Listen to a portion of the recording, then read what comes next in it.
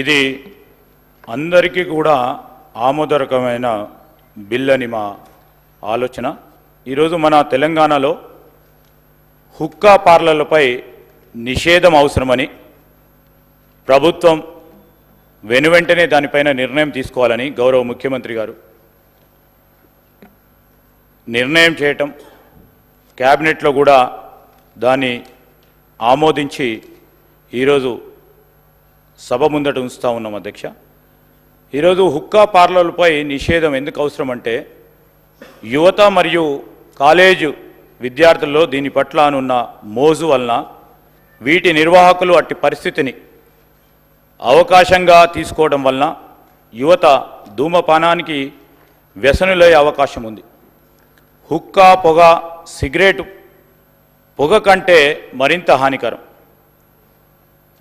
ఇది పొగ తాగే వారికి కంటే ఎక్కువ అధిక స్థాయిలో విషపూరితమైన పదార్థాలకు గురి చేస్తుంది. ఒక గంట హుక్క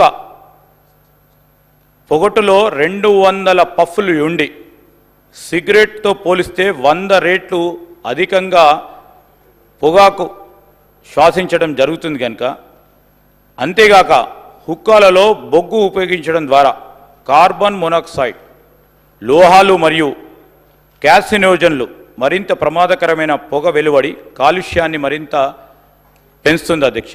ఇది కేవలం పొగతారు వారికే కాదు, ప్యాసివ్ స్మోకర్లకు కూడా ప్రమాదకరమైన ముప్పు కలిగించి ప్రజలు తరచుగా సంధించే పబ్లిక్ స్పేస్లలో ప్రమాదాలు మరింత పెంచుతూ ఉన్నాయి.